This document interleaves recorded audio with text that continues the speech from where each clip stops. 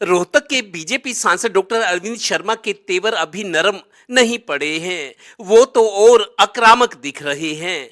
जो लोग ये कयास लगा रहे थे कि शायद वो कांग्रेस में चले जाएं, पर पंडित जी ने तो कांग्रेस के सबसे बड़े नेता भूपेंद्र हुड्डा और उनके पुत्र दीपेंद्र हुड्डा पर भी जोरदार हमला बोला है। लगता है वो बीजेपी में रहकर ही अपनी आवाज बुलंद करेंगे। केंद्र में मंत्री और गुरुग्राम के बीजेपी सांसद राव इंद्रजीत से इस मुलाकात को डॉक्टर अरविंद शर्मा ने खुद ट्वीट किया है और BJP for India, BJP for Haryana, OP Dhankhar और मनोहर लाल को टैग किया है।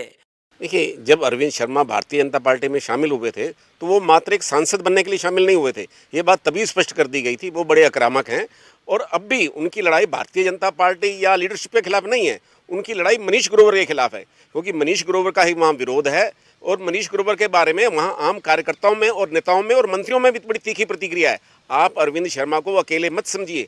कुछ लोग ये सार्वजनिक रूप से बयान दे रहे हैं और कुछ पर्दे के पीछे हैं। उनका सबका जो है वो मनीष ग्रोवर के खिलाफ ही असंतोष है। उसमें कई मंत्री भी हैं। गौरतलब है कि बीजेपी सांसद डॉक्टर अरविंद शर्मा और पूर्व मंत्री मनीष ग्रोवर की लड़ाई अब अरविंद शर्मा वर्सेस सीएम हो गई है।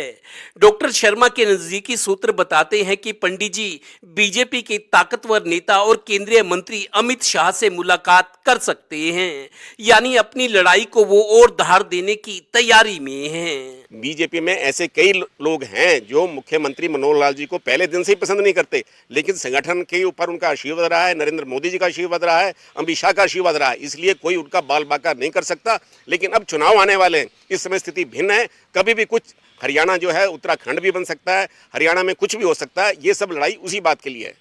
डॉक्टर अरविंद शर्मा के नजदीकी सूत्रों का कहना है कि उन्होंने 5 मई को जाट कॉलेज में अमरूत योजना के तहत आए करोड़ों रुपए के भ्रष्टाचार और पहरावर की जमीन गौड़ ब्राह्मण समाज को ना देने पर सीधा सरकार के खिलाफ मोर्चा खोला था। इसके बाद सीएम पर भी आरोप लगाए।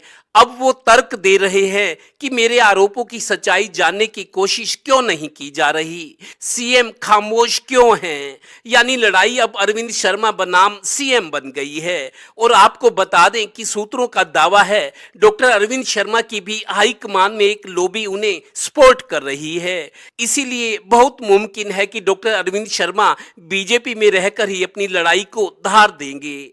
ऐसा भी है कि प्रदेश के कई मंत्री और सीनियर नेता इस मुद्दे पर मनीष ग्रोवर के खिलाफ खड़े हो गए हैं। रब खैर करे।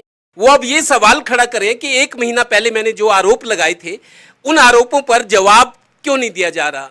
खामोशी ये बताती है कि जो मैं कह रहा हूं वो सच है। अगर मेरे आरोप झूठे हैं तो आप उनको साबित कीजिए कि मैं झूठ बोल रहा हूं। तो ये लड़ाई अब लंबी चलने वाली है। कैमरामैन राजेश कुमार के साथ Devendra Kathoria, total news, Panipat bureau.